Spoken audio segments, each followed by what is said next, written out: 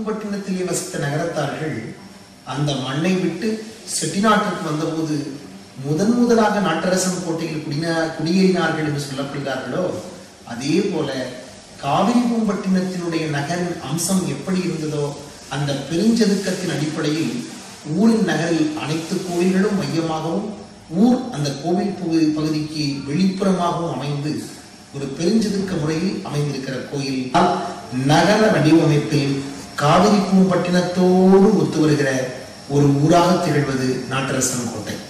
தை மாதம் 1ஆம் தேதிக்கு பிறகு வரக்கூடிய செவ்வாய்க்கிழமை அன்றைக்கு, முதல் செவ்வாய், தை மாதத்தின் முதல் நாளுக்கு பிறகு வரக்கூடிய முதல் செவ்வாயில் இந்த செவ்வாய் பொங்கல் உற்சவம் நாட்டரசன் கோட்டையில் கொண்டாடப்படுகிறது.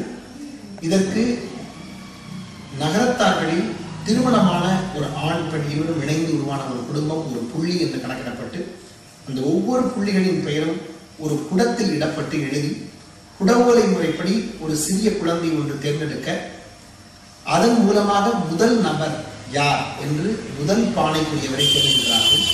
இன்றைக்கும் சோழர் காலத்தில் குடவோலை முறையில் அரசு பிரதிநிதிகளை அரசாட்சி செய்வதற்கு தேர்ந்தெடுக்கப்பட்ட அந்த முறை இன்றைக்கும் பின்பற்றப்பட்டு வருகிற ஒரே ஒரு நகரம் என்று சொன்னால், பாரம்பரியத்தோடும் தொன்மையோடும் இருக்கிற இந்த நாட்டரசன் கோட்டை நகரம் என்று சொன்னால் அதை மறுக்க முடியாது. அந்த அளவிற்கு குடையோலை முறை அடிப்படையில் இந்த முதல் பானைக்குரிய நபர் தேர்ந்தெடுக்கப்பட்டு அடுத்தடுத்து வருகிறவர்கள் எல்லோரும் அதன் அடிப்படையிலேயே தேர்ந்தெடுக்கப்பட்டு இப்பொழுது 911 புள்ளிகள் குடும்பங்கள் நகரத்தார்கள் இங்கு பொங்கல் வைத்து மிக ஒரு சேர எல்லாரும் வீட்டில் பொங்கல் வச்ச போது தனித்தனியா ஒவ்வொரு நேரத்துக்கு பொங்கல் வச்சிருப்போம். ஆனால் வீட்டு பொங்கல் அல்ல, இது எல்லோரும் கொண்டாடுகிற ஒரு சந்தோஷ பொங்கல், ஊர் பொங்கல் என்பதனால் வீட்டில இருந்து எல்லாரும் ஒரே நேரத்துக்கு வந்து ஒரே ஒற்றுமையா ஒரே வரிசையில வைக்கிற போது அதனுடைய அழகே தனி அழகு. இதை பார்க்கறதுக்காக வெளிநாட்டு பயணிகள் எல்லோரும் வருகிறார்கள் என்றால் அது ரொம்ப சிறப்புக்குரிய ஒரு அம்சம். ஒரு சுற்றுலாத்தலமாக இருக்கிற நாட்டரசன் கோட்டையில் இந்த அம்பாளுக்கு ரொம்ப சிறப்புக்குரிய ஒரு விசேஷமாக இந்த செவ்வாய் பொங்கல் கொண்டாடப்படுகிறது.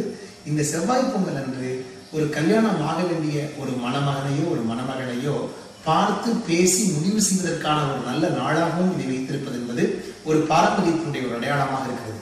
எனவே புள்ளிகளால் வைக்கப்படுகிற இந்த பொங்கலில் எப்படி பொங்கல் பொங்குகிறதோ அதுபோல புள்ளிகளும் பெருகிக் கொண்டே போக வேண்டும் என்பதுதான் இந்த செவ்வாய் பொங்கலுடைய தாற்பயமாக இருக்கும் என்று நான் கருதுகிறேன்.